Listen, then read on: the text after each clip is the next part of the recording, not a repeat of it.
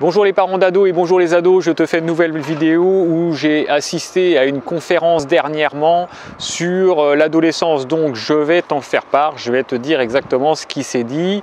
Un psychologue a pris la parole et c'était vraiment très bien. Il expliquait exactement ce que c'était un ado et je vais te dire exactement ce qu'il a pu nous raconter sur ce phénomène. Donc un ado, c'est quoi? Bien, c'est un adulte qui ne l'est pas encore et c'est un bébé qui ne l'est plus. Donc il est dans une phase, on va dire, de transition. Donc pour le parent, l'ado, c'est une véritable déception parce que ce n'est pas un adulte qui s'assume, on va dire, et ce n'est plus le bébé, l'enfant rêvé.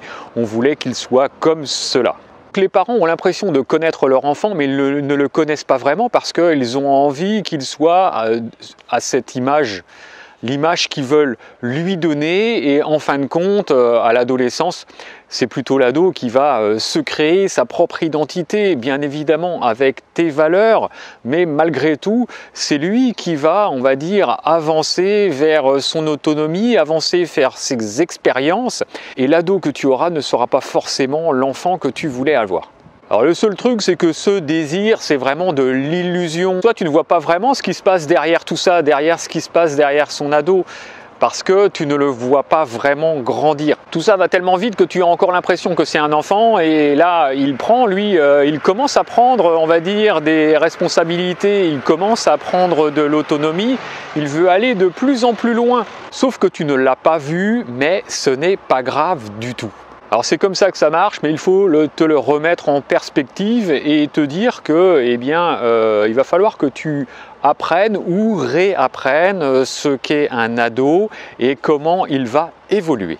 Il va falloir que tu te poses des questions sur ce que tu vas pouvoir lui confier ou pas et surtout ce que tu vas mettre comme limite parce que, comme je te le répète, ce n'est pas encore un adulte, donc il va sans doute commettre des erreurs, il va avoir besoin de ton aide et il va falloir que ce soit cadré. L'adolescence, c'est quoi aujourd'hui? Eh bien, l'adolescence, c'est une période où c'est une période de développement où ton enfant n'a pas le droit de travailler et est obligé d'aller à l'école.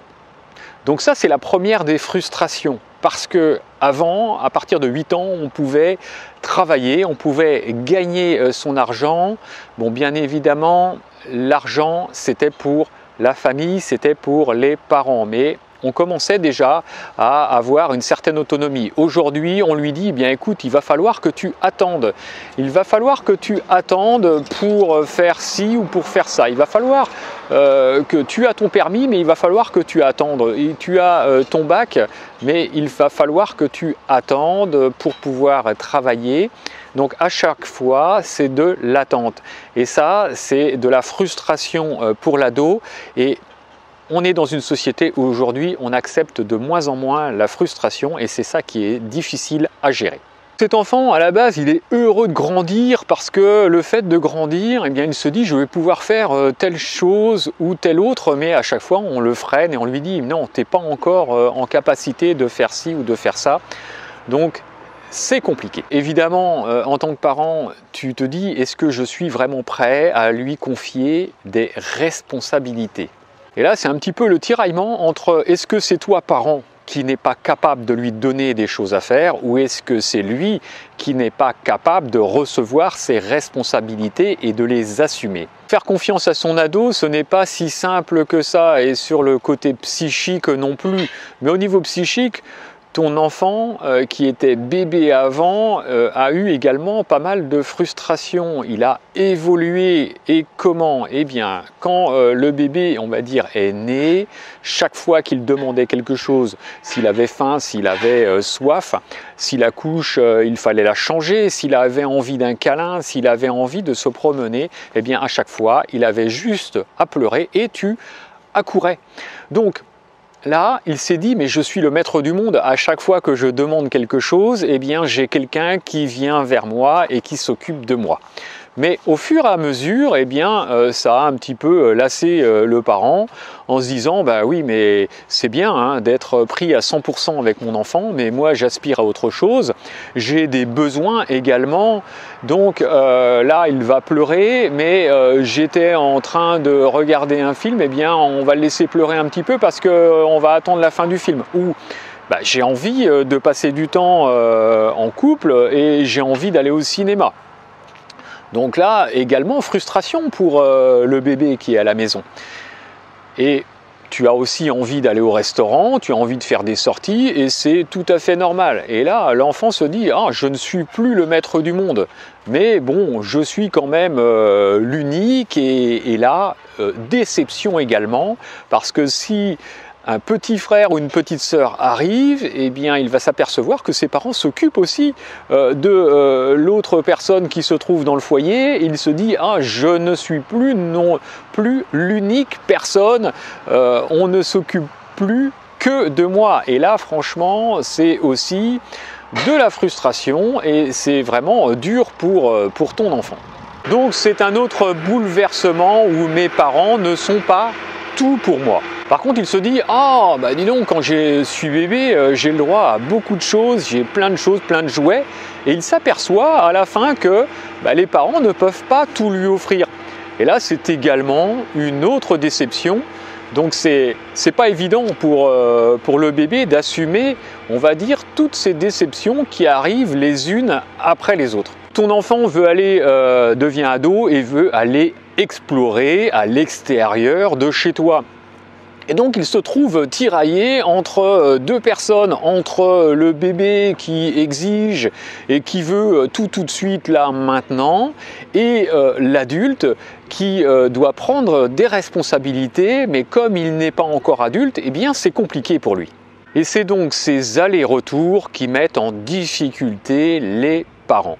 On ne sait jamais à quelle sorte d'ado on a affaire, si on a affaire à notre bébé là, qui veut tout de suite, qui fait ses caprices, ou si c'est l'enfant, enfin l'ado qui veut être adulte mais qui ne l'est pas encore et il se dit ah ben je vieillis et puis bah, le parent également vieillit, hein, tu vieillis également.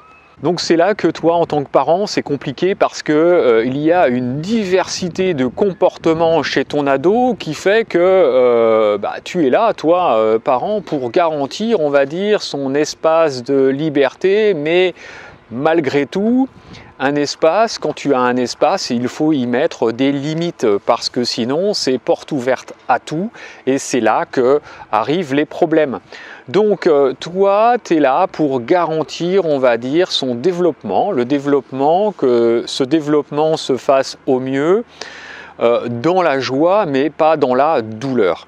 Comment être légitime de cet enfant qui est déçu par ses parents et de toi qui est également déçu par ton ado parce que c'est très compliqué et il y a des fois où tu as envie de baisser les bras. Donc à un moment donné, il va falloir mettre des choses en place parce que sinon, ça va être très compliqué pour lui et pour toi. Donc il va falloir mettre en place des choses à un moment donné et sinon, si tu n'y arrives pas, il va falloir te faire accompagner.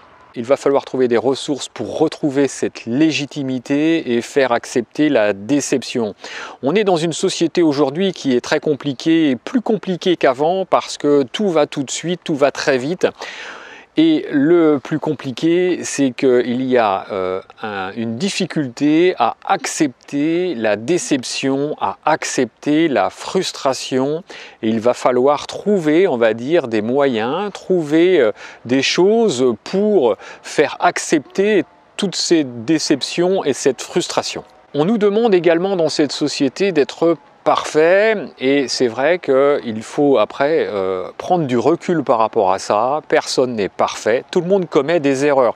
Ton ado va commettre des erreurs, toi en tant que parent tu vas commettre également des erreurs et il va falloir composer avec ça et il va falloir que tu trouves le bon positionnement, que tu trouves les bonnes formules, les bonnes attitudes pour que tu te sentes bien, toi, parent, déjà, ça c'est la première des choses, parce que si tu ne te sens pas bien, comment veux-tu que ton ado se sente bien? Et il va falloir également que tu trouves une bonne relation avec ton ado pour que les choses passent simplement, sans conflit, sans cri.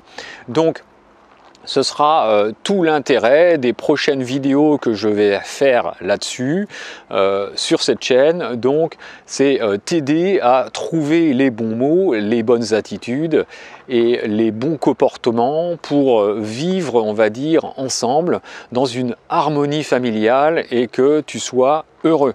Donc j'espère que cette vidéo t'aura éclairé. C'était une vidéo suite à la conférence auquel j'ai assisté dernièrement. C'était vraiment très bien. On en apprend toujours et c'est ça le principal. Et mon but, moi, c'est de te donner au maximum tout ce que je peux recevoir, eh bien je te le donne. Donc voilà, j'espère que ça t'aura plu. Si ça t'a plu, bah, tu me cliques sur le pouce et je te dis à bientôt. Ciao, ciao.